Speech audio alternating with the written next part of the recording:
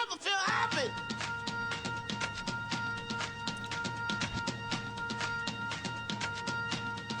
Never feel happy. No, you won't. Until you try. You never feel happy. Vivre avec les VIH, c'est maintenant l'émission d'une heure chaque semaine pour parler des questions qui comptent dans la vie des séropositifs et de ceux qui les aiment, mais aussi pour parler des santé sexuelle et des préventions.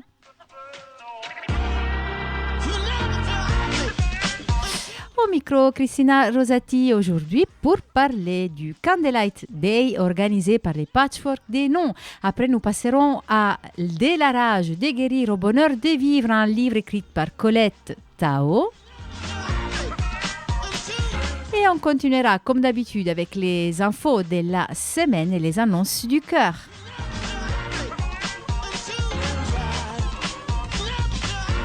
Pour agir tout ce que vous entendez, vous pouvez nous contacter par téléphone au 01 40 40 90 25 ou bien vous pouvez laisser un commentaire sur notre site comitedesfamilles.net. Vous pouvez également passer par notre compte Twitter VIH Radio, notre page Facebook Comité des Familles, mais n'oubliez pas, surtout nous sommes en podcast sur notre site, mais aussi sur Apple Podcast, Spotify et Audioblog.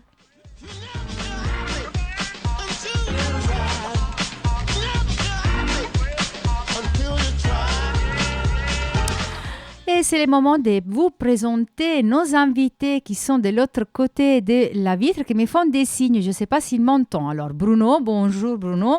Bonjour Christina, bonjour à toutes et à tous. Si je t'entends, hein, je t'entends. Bonjour Colette Fouquet-Tao, bonjour. Bonjour. Bienvenue Colette, on va parler de ton livre avec grand plaisir, mais surtout, on a notre Bruno. Est-ce que Bruno, tout va bien, tu m'entends? Il y a des problèmes de casque aujourd'hui, bon, on va s'adapter, hein, Oui. c'est comme ça. Mais Bruno, aujourd'hui, du coup, tu es ici, merci d'être venu, même si on sait que c'est difficile, c'est pas évident, pour nous parler en particulier d'une initiative. Oui, j'arrive. Tu me connais, j'arrive toujours à trouver un petit créneau. Donc, c'est toujours un plaisir d'être là parmi vous. Donc, c'est vrai qu'aujourd'hui, je vais prendre les deux casquettes. Hein, donc, la casquette autant du comité des familles et membre du comité des familles et des amis du Patchwork des Noms. Donc, c'est vrai que c'était pour annoncer que ce dimanche, donc le 21, nous allons, les amis du Patchwork, nous allons inaugurer, enfin, nous allons fêter les 40 ans du Candlelight. Donc, un peu plus tard, si tu veux, j'expliquerai le Candlelight et un petit peu quelques mots sur les amis du Patchwork. Donc, en résumé, on fera une exposition entre 14h et 17h. Ça sera une exposition de 24 patchwork. Je vous expliquerai un peu les patchworks, ce que c'est un petit peu après. Et après, de 17h à 18h, il y aura une prise de parole. Enfin, avant la prise de parole, il y aura une petite cérémonie de déploiement, une lecture des noms et après une prise de parole. Alors, du coup, la date, c'est le 21 mai 2023. C'est pour qui est à Paris ou pour qui a envie de passer un week-end à Paris, parce que nos auditeurs qui nous écoutent de Provence, ils peuvent venir pour cette occasion. 40 ans du Patchwork des Noms, 40 ans de la découverte du virus du sida. En fait, c'est vraiment les 40 ans cette année. Oui, enfin, voilà, 40 ans du Candlelight. Donc c'est vrai que Candlelight, donc ça a été créé en 1983. Hein. C'est un réseau mondial de personnes vivant avec le VIH. Donc c'est une journée mémorale internationale contre le sida. Et l'idée du patchwork, est-ce que tu peux l'expliquer à nos auditeurs qui ne connaissent pas, qui n'ont jamais vu un patchwork des noms? C'est très joli. Alors, je vous donne un peu la définition. Donc, le patchwork des noms est un mémorial composé de carrés textiles commémorant les morts du sida. Donc, chaque carré, c'est une association de 8 panneaux individuels de 1,80 m sur 90. En fait, c'est le format d'une pierre tombale, en fait. Et donc, on rassemble les 8 pierres tombales. Enfin, en fait, c'est un morceau de tissu en forme la dimension d'une pierre tombale qui est confectionné par les proches d'une personne qui est décédée. Donc, on peut mettre, chaque personne met un peu ce qu'il veut, qui lui fait penser à cette personne. Et donc, et nous, en fait, on a rassemblé sur un carré, donc sur 8 patchwork. Donc ça fait une dimension de 3,80 m sur 3,80 m.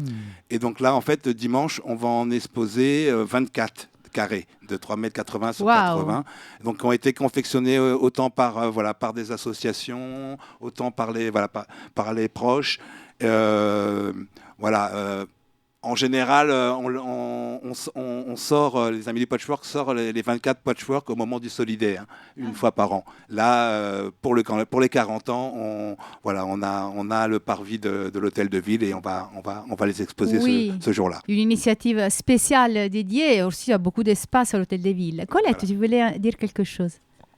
Moi, je l'ai vu au musée avec Isabelle de la Maison de Vie. Il y avait l'exposition au Palais de Tokyo là, qui s'est terminée donc, le 14, la semaine dernière. Et donc, il y avait le patchwork qui avait été confectionné par l'association Basiliade, qui a été exposé donc, pendant les 3 mois.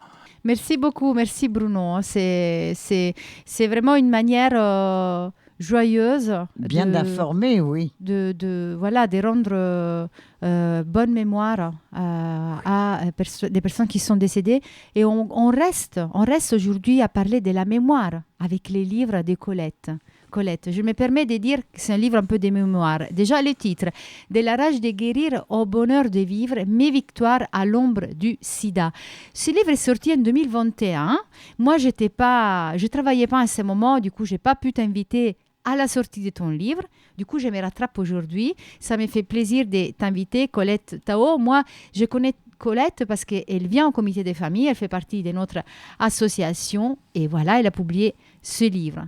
Tu es contente de cette publication? Là, maintenant, ça fait déjà 2 ans qu'il est sorti, mais est-ce que tu es contente d'avoir abouti à ça? Ça me fait plaisir de passer de l'ombre à la lumière. Parce que tu sentais un peu que tes choses elles étaient dans l'ombre, tant que c'était que pour toi. On ne pouvait pas les mettre à l'extérieur avant d'écrire ce livre, c'est ça? Oui, c'est ça. Alors, raconte un peu nous. Je sais que tu écris beaucoup. Et si j'ai bien trouvé l'information, j'ai lu sur Internet que pour publier ce livre, il a eu quand même beaucoup de travail parce que tu avais écrit énormément. Est-ce que c'est bien le cas? Et c'est exact, j'ai commencé à écrire en 2015, l'année où je suis allée passer un séjour à la maison de vie, la maison fondée par la princesse Stéphanie de Monaco en 2010. Et c'est à ce moment-là, pendant ma reconstruction, mes forces revenaient et j'étais capable d'écrire. Et j'ai voulu écrire surtout pour expliquer ce qu'est la maladie du sida et je ne savais pas que ce livre aurait autant de succès. Et en fait, mon vœu de pouvoir transmettre, de pouvoir informer, parce qu'il y a beaucoup d'ignorance dans la société et on parle toujours des autres maladies, mais du sida, non. On pense que c'est guéri, on n'a plus rien. Et alors qu'on est tous dans les mêmes problèmes tous les jours. Alors, Colette, pour nos auditeurs, essayons de refaire un peu, de te présenter. Déjà, je peux te demander, on ne demande pas à une dame quel âge elle a, mais vu que tu as écrit un livre où tu racontes ta vie, je me permets de te demander quel âge tu as et quand est-ce que tu as découvert que tu avais le VIH? Alors, j'ai 83 ans et j'ai découvert le VIH lorsque j'avais 63 ans, en 2003. Et j'étais très étonnée parce que je n'avais pas eu de relation intime depuis 1989. Et à cette époque-là, j'habitais à Abidjan. Et tous mes amis jeunes de 20 à 30 ans sont décédés du sida. Donc, je ne savais pas que j'étais porteuse. Et je les ai vus décliner. En un an, ils passaient de la jeunesse, de la beauté de la jeunesse à la vieillesse. devenir sourd, aveugle, beaucoup de médicaments. Et donc, en 2003, voilà que je commence à saigner du nez pendant tout le mois de mai, tout le mois de juin. Je m'affaiblis et je vais à l'hôpital Tenon parce que j'habitais à côté, rue du Chemin Vert. Et on a fait des recherches en écologie parce que j'avais eu un cancer 10 ans avant. Si bien que mon fils, qui travaillait à Lyon à cette époque-là, chaque fois qu'il pouvait venir, il montait à Paris. Et ce dimanche-là, le 3 juillet, le jour de mon anniversaire, il devait repartir le dimanche soir pour prendre son service. Et il me trouve inanimé au pied de son lit. J'étais dans le coma. Et quand je me suis réveillée, j'étais à l'hôpital Saint-Louis. Et 8 jours après, l'hématologue vient m'annoncer que je suis séropositive. J'ai pas réalisé, ça m'a rien fait du tout, je comprenais pas. Je comprenais pas du tout. C'est mon fils qui s'est écrié « Pas toi, maman, c'est injuste ». Et voilà, donc on a dû déménager parce que je ne pouvais pas descendre des 5 étages. C'est pour ça qu'on est allé habiter à Neuilly-sur-Marne. Et puis j'ai été suivie alors à l'hôpital Saint-Louis et j'allais en rééducation à Cognac-Gé. Et c'est là que le docteur Marie-Pierre Treilloux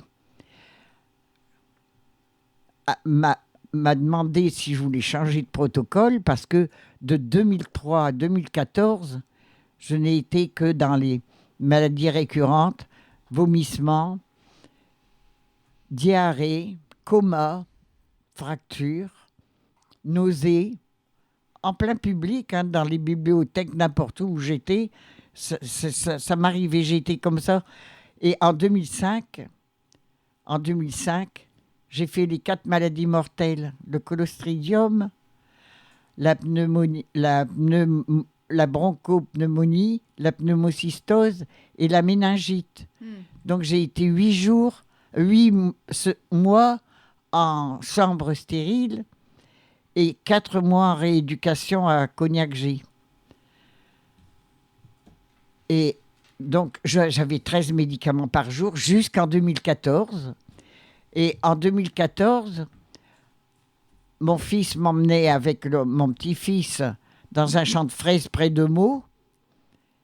Et voilà que je me casse, mon fauteuil roulant se renverse dans le chemin boueux et je me casse l'épaule. Donc, aux urgences à Meaux, on me plâtre le thorax. Mais le docteur me dit, nous sommes complets, il faut vous chercher un hôpital dans votre région. Mais j'avais fait les hôpitaux de Brie-sur-Marne, de Montfermeil, du Perreux, où j'avais été maltraitée. Et j'ai demandé qu'elle appelle mon médecin de Cognac-Gé, qui m'a dit « Il y a toujours une place pour vous, Madame Tao ». J'aurais dû aller en ostéopathie. Et quand je suis arrivée voilà, j'ai été accueillie avec toute la chaleur du docteur Treilloux, vraiment magnifique. Et depuis, en 3 semaines, je n'ai plus jamais eu de maladie récurrente. Jamais. Du coup, voilà, tu as eu ta découverte et ta découverte très tardive du virus du VIH et tous les dégâts qu'il avait portés à ton corps. Tu as eu des années vraiment des maladies, des grosses souffrances, jusqu'à quand tu arrives vraiment à te sentir mieux, à te reconstruire pour de vrai. Et ça, tu le racontes dans le livre. Est-ce qu'il y a la découverte du sida? Tu commences à quel moment à raconter de ta vie d'avant dans ton livre ou seulement à partir de la découverte du VIH? À partir de 2015, donc, comme je n'avais plus toutes ces maladies-là, c'est le docteur Treilloux qui m'a envoyé à la maison de vie. Et là, évidemment, j'étais encore mal en point et je ne pouvais pas participer à tous les ateliers ni les visites guidées. Et j'ai la bénévole qui m'avait proposé d'aller à la maison de vie. Quand je suis revenue, j'étais tellement enthousiaste. Elle m'a dit, tu sais, il n'y a pas beaucoup de chambres, tu risques de ne pas y retourner avant longtemps. Et l'année d'après, j'ai été 6 fois de suite. Et en 2019, on nous appelle pour réaliser une œuvre d'art personnelle et collective pour l'inauguration de la maison de vie le 27 juin. Et donc, nous, le 6 juin, la princesse est venue avec... il y avait 50 invités avec le maire de Carpentras et tout ça, qui sont venus admirer nos œuvres. Et c'est là que la princesse Stéphanie de Monaco m'a dit « Vous avez de beaux yeux, vous êtes un rayon de soleil pour nous tous. » J'étais tellement... j'ai plané, je suis allée dans la pelouse m'asseoir. J'ai dû durer une demi-heure parce qu'au retour, il n'y avait plus de gâteau. Alors, d'ailleurs, pour qui, vu que nous sommes à la radio, du coup, on ne peut pas avoir Colette. Colette, c'est une dame, elle est bien maquillée, elle a des beaux bijoux, elle a du vernis à ongles rouges. Voilà, je me permets de faire une petite description pour nos auditeurs, parce que ça fait du bien de voir ça. À 83 ans, avec cette joie et cette envie de vivre et de continuer à vivre. D'ailleurs, je reviens un peu en arrière. Du coup, quand tu as découvert le virus du VIH à 63 ans, dans une phase de la vie, théoriquement, qu'on peut considérer, on commence à décliner. Comment tu t'es sentie? C'est-à-dire, est-ce que tu as commencé, tu l'as dit à tes amis, à ta famille, que tu avais le VIH, tout de suite? Tout de suite, ah oui. Je n'ai jamais caché. Parce que tu ressentais... J'avais pas la honte. Aucune honte. Oui. Je trouvais ça tellement injuste que... Non. Et j'ai toujours eu le moral, même jusqu'en 2014, j'étais décidée, je savais que je ne m'en sortirais pas. Je me disais, il y aura pas de... Je me préparais à la mort et joyeusement, parce que j'avais tous mes amis, mon entourage, toujours autour de moi. Les amis d'Abidjan, les pratiquants de la Soka Gakkai qui ont prié pour moi, qui ont fait des prières pour moi. J'ai jamais été démoralisée, j'ai jamais été angoissée, je n'ai jamais eu de... Non, c'était joyeux même.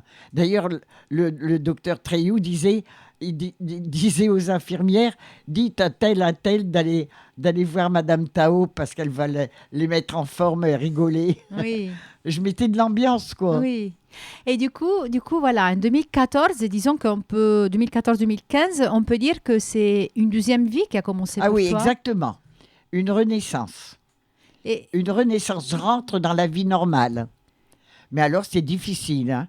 J'arrive pas à bouger les gens. J'arrive pas à atteindre mes jambes. Pour me laver, il faut que je sois aidée. C'est très, très pénible, oui, vraiment. Mais c'est à ces moments-là que tu commences à écrire le livre. Oui. Et tu l'écris pendant combien d'années? Parce que... jusqu'en 2022. Attends, c'est impossible. Il est sorti en 2021. Du coup, tu as dû forcément les... J'ai écrit à partir de 2015. Oui, jusqu'en 2022. Oui, Non, jusqu'à 2021. voilà, c'est ça. Moi, Parce les qu'il chiffres. il est sorti en 2021, justement. Et du coup, tu nous parles dans le livre du moment des années dures du VIH, aussi de cette deuxième partie de ta renaissance. Est-ce que tu veux nous dire qu'est-ce qu'il a participé aussi à ta renaissance? J'ai entendu que tu as une forte spiritualité. Ça a sûrement beaucoup compté. Est-ce que c'était ça? Est-ce que c'était le rapport avec les autres, les associations? Qu'est-ce qu'il a contribué? Qu'est-ce qu'il t'a soutenu? Eh bien, ce qui m'a aidé à me reconstruire, c'est la maison de vie, bien sûr.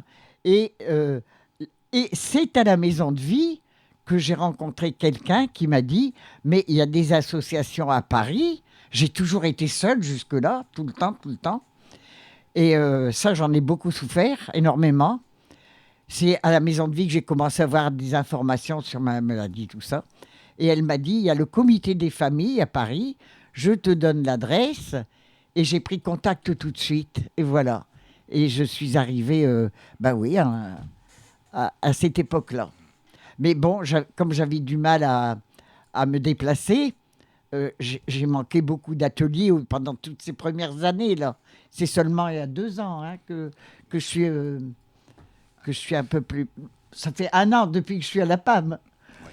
Avant, je venais épisodiquement. Oui. Rien que pour les repas. Oui, d'ailleurs, tu me disais, avant de commencer cette interview, avant d'être à l'antenne, que maintenant, tu n'arrêtes pas de bouger partout. Oui. Ah là là, oui. Je revis vraiment. Parce que je ne connaissais même pas ma région, ma banlieue. Et Paris, je connaissais que le 11e. Et là, 2 fois par semaine, je découvre plein de choses. Et alors, les chauffeurs, il y a des échanges, mais familiers, mais avec respect, quoi. J'avais besoin de cette... c'est plus que de la bienveillance, c'est de l'amitié, c'est de l'amour. Oui. J'appelle ça de l'amour. Oui, oui. Oui, et j'avais besoin de ça. J'étais tellement solitaire.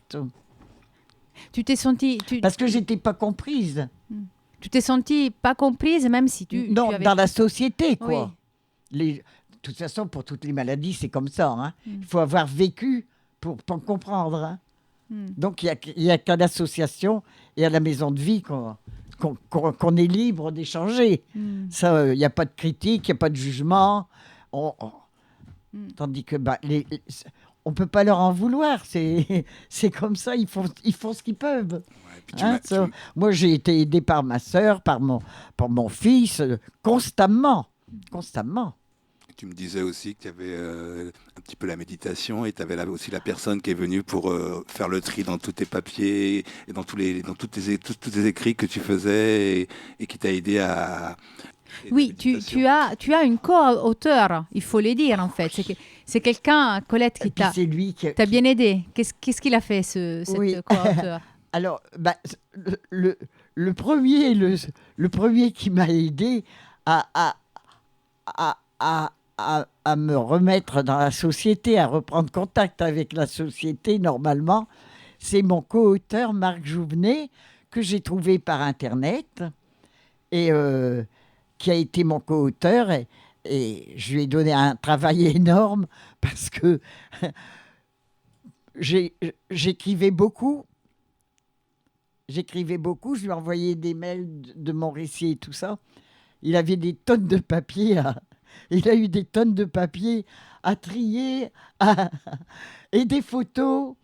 Mais c'est un homme en or parce que généreux et qui m'a fait confiance parce que les 3 premières années, je n'avais pas vendu ma maison à Abidjan, je n'avais pas de sous. Et il m'a fait confiance, on ne se connaissait pas.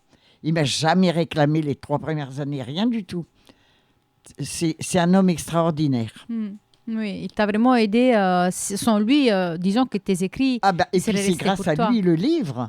Donc sinon, je serais restée dans mon coin toute seule. Oui, d'ailleurs... Je lui dois tout, oui. La publication aussi, c'est lui qui t'a aidé à trouver maison d'édition. Exactement. les éditeurs m'ont refusé pendant 3 ans. Et en 2021, il a reçu 2 éditeurs qui voulaient m'accepter. Mais quand j'ai vu les conditions, ce n'était pas possible. Ils me demandent de verser 3 000 euros et puis que je n'aurai que 25% sur le prix du livre. Et puis, ça serait anonyme. Après, c'est mon bébé qui s'en va et que je ne connais plus, que j'abandonne. Tandis que là, avec l'association, moi, je ne fais pas de bénéfice, bien sûr. Je paye 30 euros et l'éditrice, et je le vends 30 euros. Mais ce qui est le plus important, c'est mon vœu, justement, de pouvoir aider maintenant les gens en détresse. Leur redonner l'espoir. Oui. Oui. Et avec les pratiquants, bien sûr, de la Soka Gakkai, qui ont été présentes dans tous les hôpitaux où je suis allée. Qu'est-ce que c'est? J'ai toujours eu leur Est-ce visite. que tu peux nous expliquer? Parce que pas tout le monde connaît. Moi par exemple, je ne connais pas du tout. Soka Gakkai. Donc, c'est un mouvement qui est né au Japon. Et le premier président, c'était Makiguchi, un enseignant qui était révolutionnaire visionnaire, c'est-à-dire qu'il a combattu le gouvernement militariste et qui voulait regrouper toutes les religions bouddhiques dans un seul groupe, le shintoïsme. Makiguchi, qui avait écrit un livre sur la géographie humaine, des livres sur l'éducation, que c'est pas c'est pas. Il a écrit un livre de 2000 pages, la géographie humaine. J'ai le livre. C'est pas l'accumulation des connaissances qui étouffe la personnalité de l'élève. C'est on étudie en relation avec la société, avec l'environnement. C'est vraiment c'est ce qu'on devrait faire maintenant, même à cette époque-ci. C'est la seule solution. Et il a été incarcéré, emprisonné, parce qu'il a refusé justement d'adhérer au bouddhisme officiel. Et il est mort le 18 novembre 1944. Et son disciple, qui était en prison avec lui, José Itoda, a reconstitué. Quand il est sorti de prison, il a dit « plus jamais de guerre, plus jamais de misère », parce que le Japon était dévasté, ses amis.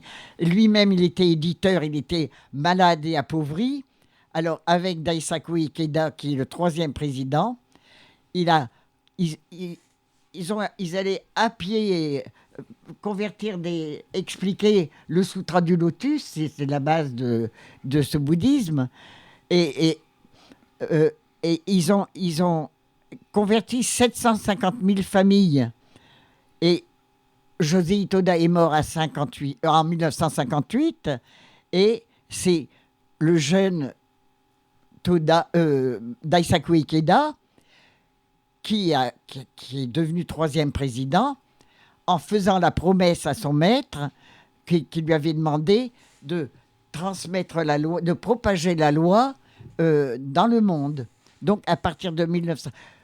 Daisaku Ikeda, faut préciser que c'est José Itoda qui lui a enseigné tout ce qu'il a appris, parce que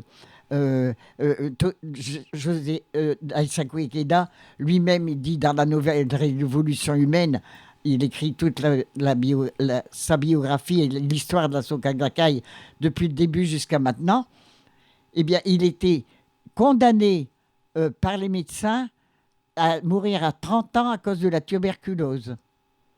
Et c'est à 32 ans, en 1960, il a commencé ses voyages à Hawaï, aux États-Unis, en France plusieurs fois. Et il y a 192 pays avec 112 millions de pratiquants. C'est le seul bouddhisme laïque. Il n'y a pas de patriarche, il n'y a pas de temple, il n'y a pas de pèlerinage. Voilà, c'est de cœur à cœur, c'est de bouche à bouche, c'est libre. Oui. Et ça, c'est une foi qui t'a beaucoup soutenu. Et on dépose la charte tous les ans à l'UNESCO, la charte pour la paix, D'accord. depuis 1975. D'accord. Et c'est quelque chose qui t'a beaucoup aidé avec aussi, Bruno le disait tout à l'heure, la méditation. C'est quelque chose que tu pratiques. Ah oui, c'est une pratique personnelle, matin et soir, oui. Mm. C'est-à-dire que, en fait, la prière Nam-myoho Renge-kyo nous met en contact avec les forces protectrices et créatrices de l'univers. Oui. C'est ça notre méditation. D'accord. Donc, les projets, on se projette, comme Martin Luther King dit, j'ai fait un rêve, il faut rêver. Comme Charles Aznavour, je me voyais en haut de l'affiche, et ben voilà, c'est ça qui nous guide. Oui. On dit c'est impossible, c'est pas possible. Et ben moi, j'ai réalisé tout ce que je pensais jamais être ici.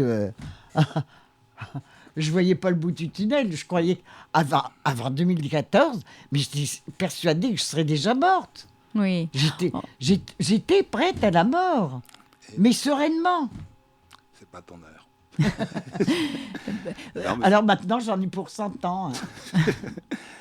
Comme mon maître, il écrit encore. Il a 95 ans. On reçoit encore mensuellement tout ce qui se passe à Tokyo.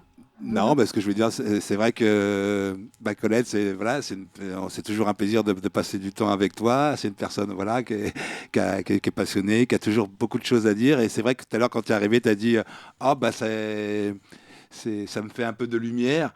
Mais c'est vrai que voilà, on est en 1981, donc ça fera les 40 ans du SIDA. En 1983, on est dans les 40 ans du Candlelight. Nous, notre association, les Amis du Patchwork, on est depuis 1989, donc pareil, ça fait très longtemps, et c'est vrai que c'est peut-être un moment où il faut être, comment tu dis, à visage découvert, pouvoir partager. Donc c'est super que tu puisses nous partager tout ça. Moi, j'apprécie toujours être avec toi. Je vais dire un tout petit mot aussi un peu sur le Candlelight. Donc c'est vrai que je disais donc que ça fera 40 ans cette année. Et donc en fait c'est un événement qui est mené par 1200 organisations coordinatrices dans 115 pays hébergeant un mémorial. Donc en fait le 21 mai dans beaucoup de pays à la même date, avec les décalages horaires, mais voilà, tout le monde commémore un peu cette journée en mémoire des personnes qui sont décédées du sida. C'est vraiment le Candlelight, donc c'est plus des bougies, tout ça. Et nous, c'est vrai qu'avec le patchwork, on aura les bougies sur les stands, mais c'est vrai qu'on fera vraiment cette cérémonie pour vraiment exposer et montrer les patchworks qui ont été confectionnés par tous ces proches. J'ai oublié quelque chose. Un dernier petit mot. J'ai un peu tout dit, hein, donc je pense que si vous avez du temps, si vous vous sentez, si vous êtes concerné, si vous aimez, venez dimanche toute l'après-midi, pour voir l'exposition et après pour passer un petit moment commémoratif et voilà, si vous avez du temps dimanche sur la place du Pervis de l'Hôtel de Ville, venez pour rendre hommage aux personnes qui sont disparues. Merci Bruno. Colette. Ça me rappelle ce qu'il vient de dire, le patchwork que je ne connaissais pas. Avant le mois de septembre, j'ai été au Palais de Monaco et oui, j'ai oublié de dire l'essentiel. C'est la princesse Stéphanie de Monaco qui est présidente de Fight AIDS Monaco et son bras droit, Hervé, m'a reçu. Et c'est là qu'il m'a montré le patchwork immense qu'ils ont fait. L'année dernière, pour le Candlelight. Et je ne connaissais pas. L'année dernière, pour le Candlelight, à Monaco, ils ont fait des déploiements de patchwork. C'était vraiment... pareil, on aimerait bien se rapprocher, d'aller les voir pour pouvoir qu'on fasse aussi des choses ensemble. Je rajoute un petit mot aussi. C'est vrai que là, j'ai dit les 40 ans, mais pour les 20 ans du Candlelight, l'association SIDAction, donc c'était en 2000-2001, on décidé pour les 20 ans du Candlelight de de faire un partenariat avec le parc de la Villette. Et donc, il y a un endroit qui s'appelle l'Artère où tous les ans, depuis donc 2000, le 21 mai, on peut venir ce jour-là. Et donc, c'est un mémorial Oui. qui représente pour la France. Donc, tous les C'est ans, bon à normalement, on se donne rendez-vous à la Villette. Cette année, pour les 40 ans, voilà, on ira sur l'hôtel de ville. Mm. J'ai fait un énorme oubli, hein. Fight Sides Monaco. C'est la princesse qui a créé la maison de vie, la seule maison en Europe. Oui. Alors, on va un peu vers la fin de cette page dédiée à la mémoire, dans tous les sens. Mais pour revenir à aujourd'hui, Colette, toi, maintenant, tu vis... Est-ce que tu vis toute seule? Est-ce que tu vis... Il y a tes amis, tes amours, tes affections qui sont à côté de toi. Tu vis comment ta vie en ce moment? En ce moment, Oui. je vis avec mon fils qui avait quitté Lyon pour venir me soigner. Il a démissionné à Lyon. Il a été 2 ans en chômage. Et c'est toujours lui qui est à mes côtés, très bienveillant. Et c'est lui qui m'a sauvé la vie. Ma sœur, qui s'occupe énormément de moi, elle m'accompagne, parce que j'ai beaucoup de trous de mémoire maintenant, elle m'accompagne dans mes rendez-vous médicaux, à Thonon et partout. Et puis elle m'envoie sur les mails pour me rappeler. Et elle note tout ce que je dois dire Aux praticiens. Je suis très, très, très soutenue, oui. Oui. Et mes amis pratiquants autour de moi dans mon quartier, bien Oui. sûr. Parfait. Qui viennent, oui. Et tu continues à écrire parce que même avant de rentrer, tu m'as montré encore une petite chose que tu as écrite dans la nuit. Et je dois dire aussi, la Soka Gakkai, c'est aussi une très grande famille parce que à la maison de vie, j'ai rencontré la première année, en 2015, Marie-Pascale Paris, qui faisait l'atelier d'art-thérapie. Bon, je ne savais pas qu'elle était bouddhiste à l'époque, hein, parce que elle, dans son travail, elle n'a pas le droit de parler.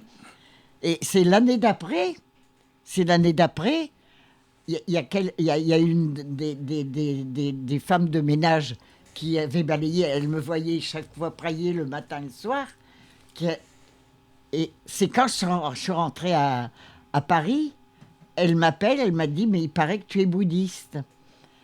Eh bien, comme elle était responsable des femmes de toute la région Avignon-Marseille, elle avait une réunion générale à Paris tous les mois. Et bien, chaque fois qu'elle venait, c'était rien que pour le samedi, hein. Elle venait le vendredi soir. Si j'étais à l'hôpital, elle venait à l'hôpital. Si j'étais à la maison. Et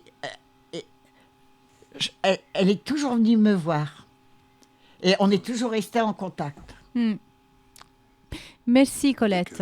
Merci beaucoup. Oui, merci d'être déplacée ici. Merci pour ce que tu nous as partagé, pour ton témoignage dans l'émission d'aujourd'hui.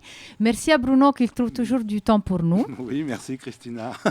Merci beaucoup. Merci Christina. Merci et à très bientôt. On va continuer. Vous êtes toujours à l'écoute des Vivre avec les VIH. Nous allons faire une petite pause musicale et on revient tout de suite après.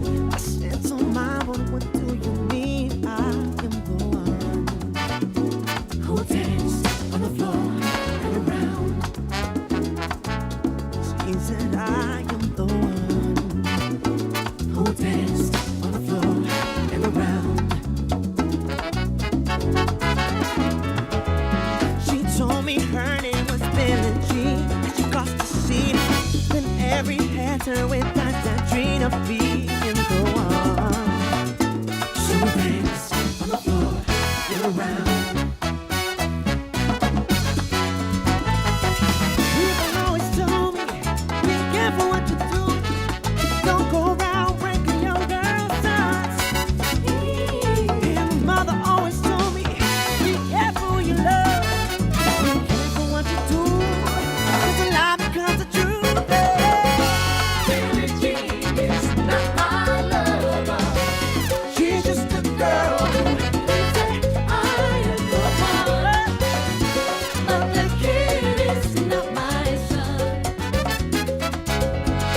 says I am the one, but the kid is not my son. 40 days and 440 nights I was on your side. But who can stand when she sends a man her schemes and plans? So we dance on the floor and around. So don't take my strong bad advice. Just remember to always think twice. Don't think twice, don't think twice. She told my baby she danced so free. She looked at me and showed a photo of a baby right inside her like mine. So we danced on the floor and around. People always told me, be careful what you do. Don't go around breaking young girls' hearts. Then she came and stole my body with a spell of sweet perfume. It's time for much too soon. She called me to her room. Billie Jean is not my lover. She's just a girl. I am the one, but the kid is not my son.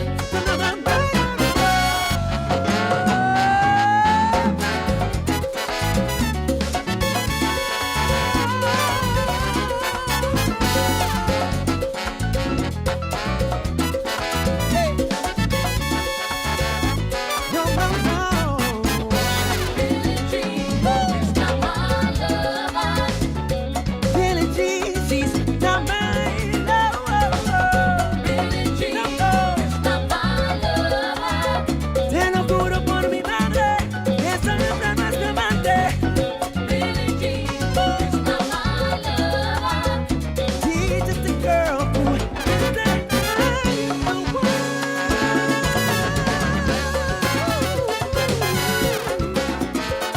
Yeah, let's do that. I'm Jay. El niño no es mío, Oye bien lo que te digo, conmigo no va. y ese niño, ¿de quién será? El niño no es mío, Te lo juro, no te miento. conmigo no va. ¿Qué le pasó al padre? ¿Dónde estará? El niño no es Y mío, en la calle quedará un huérfano más. conmigo no va. Y a mí, qué lástima me da.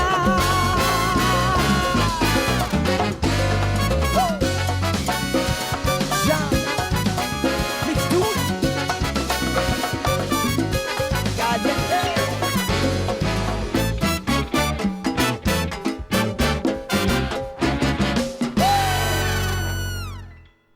You never feel happy until you try. Les comités des familles fêtent ses 20 ans.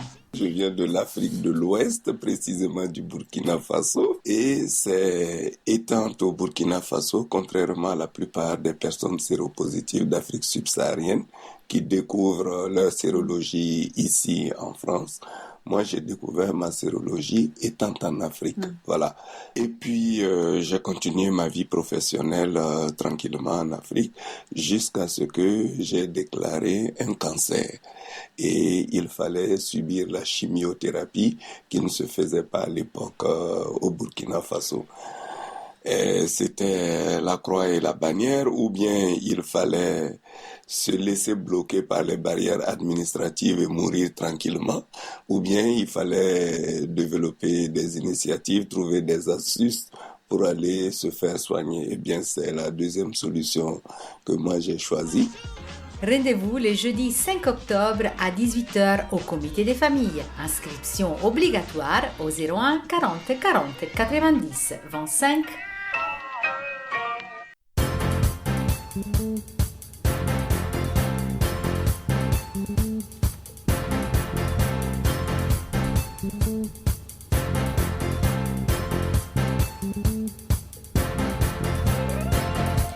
Et c'est le moment des annonces du cœur. Les annonces du cœur, vous les trouvez sur notre site internet. Allez à l'onglet annonces. Vous allez être rédigé sur une autre site privée dans laquelle vous devez vous inscrire obligatoirement avec une adresse mail valable. Votre première annonce, ça sera validé par nos soins et ensuite vous pourrez échanger librement, privatement avec les personnes qui plus vous intéressent. Du coup, je vais vous lire quelques dernières annonces. Je vous invite toujours à écrire une annonce le plus détaillée possible. Décrivez qu'est-ce que vous souhaitez, qu'est-ce que vous cherchez, qu'est-ce que vous désirez pour essayer de trouver vraiment la personne qui est plus adaptée à vos besoins et à vos envies. Je commence, femme camerounaise, 43 ans, 1m65 pour 75 kg, cherche une relation sérieuse avec un homme de 40 à 68 ans. Pas sérieux, s'abstenir s'il vous plaît. À bientôt.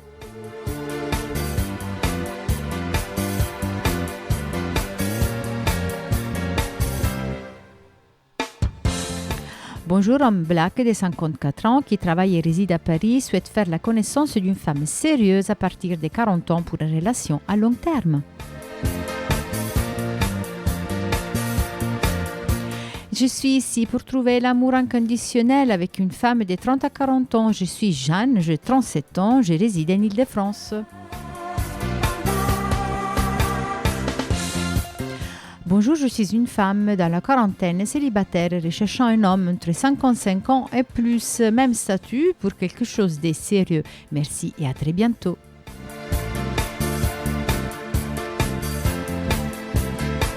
Dernier message pour aujourd'hui. Femme africaine d'origine du Congo cherche un homme entre 50 et 55 ans, stable, sérieux, pas sérieux, s'abstenir. À bientôt.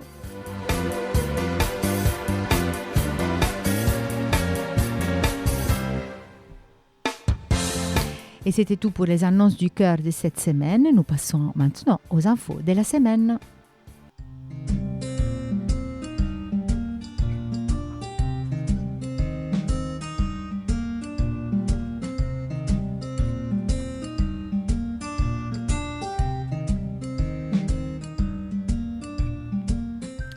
Diagnostiquer 10 ans plus tôt certaines maladies chroniques, c'est possible. C'est le cas de la maladie de Crohn ou du Parkinson, selon une récente recherche britannique. Ces maladies pourraient être diagnostiquées bien 10 ans avant. Alors, l'analyse part d'un constat. Les personnes qui ont une maladie ont la tendance à consulter plus fréquemment les professionnels de santé. Ces comportements donnent la possibilité d'un diagnostic précoce de certaines maladies. Si ces pathologies sont prises très tôt dans leur évolution, le pronostic sera aussi meilleur. Pour les chercheurs de l'University College London, certaines maladies pourraient être diagnostiquées, comme je l'ai dit tout à l'heure, jusqu'à près de 10 ans plus tôt qu'elles ne le sont actuellement.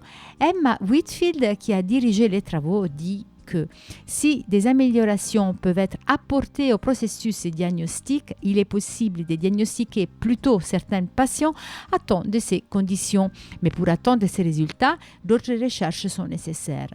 La prochaine étape consiste à analyser des ensembles de données complets pour déterminer la longueur de ces fenêtres de diagnostic avec plus de certitude, explique la spécialiste.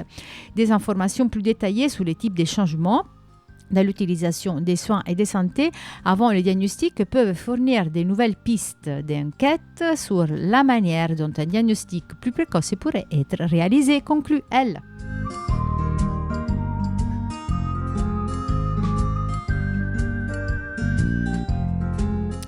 VIH et sommeil, des liens entre les VIH et sommeil, nous en avons déjà parlé ici à l'antenne. Maintenant, ces liens est confirmé par une étude publiée dans la revue AIDS. Ces troubles sont liés sûrement à l'anxiété ou à la dépression ainsi qu'à l'utilisation de certains médicaments. Cette dernière étude a été conduite en Italie sur 721 personnes qui vivent avec les VIH soignées à l'hôpital de Padoue. Toutes ces personnes étaient âgées en moyenne de 53 ans, infectées depuis 15 ans et toutes indétectables. 2 tiers d'entre elles présentaient des comorbidités. Parmi eux, 77 des personnes déclarent avoir des troubles du sommeil avec de l'apnée du sommeil chez 31%, de l'insomnie encore 31% et une forte somnolence diurne en journée de 8%. Et notre 28 20% des personnes interrogées souffraient d'anxiété et 16% de dépression. Les chercheurs ont conclu que la population étudiée maintient une prévalence très élevée des troubles du sommeil, supérieure à celle de la population générale, avec un effet potentiel important sur la qualité de vie. Je vous invite aussi à récupérer l'émission que nous avons dédiée au VIH sommeil avec l'interview en chercheuse d'Afrique du Sud, très intéressante. Tout ça, c'est bien sûr un podcast sur notre site comitédesfamilles.net. On termine avec une dernière info de la semaine. En Moldavie, la réduction des risques est étendue à toutes les prisons. Depuis l'année 2000, dans les prisons en Moldavie, il était possible d'obtenir un traitement de substitution comme la méthadone. Je suis sous traitement de substitution à la méthadone depuis 10 ans, explique un détenu. Pendant des années, j'ai pris des médicaments et des opiacés. J'avais besoin d'argent pour les payer, donc les problèmes ont commencé dans ma famille, raconte-t-il. Dans les 17 centres pénitentiaires du pays, les détenus en arrivant voir un psychiatre, un médecin qui peuvent rentrer dans un programme de substitution. Dans les programmes sont compris aussi l'échange des seringues et d'aiguilles et le dépistage et les traitements du VIH. La prévalence du VIH est du 11% chez les personnes qui consomment des drogues injectables en Moldavie, contre les 0,36% dans le reste de la population. Un patient ou une patiente qui suit ces traitements de substitution a davantage conscience des conséquences et sera plus susceptible de suivre son autre traitement, explique Maria Potrimba, responsable des maladies infectieuses à la prison numéro 16. Les prisons s'assurent également de fournir des seringues propres et des volontaires parmi la population carcérale s'occupent du ramassage tous les 2 jours. Les volontaires sont les personnes détenues et leur grande majorité reçoit également un traitement pour la maladie transmissible telle que le VIH, l'hépatite ou la tuberculose, annonce le directeur de l'unité des médecins de la prison 13. Voilà, bon, ça c'est une info que j'ai trouvée sur ONU-SIDA.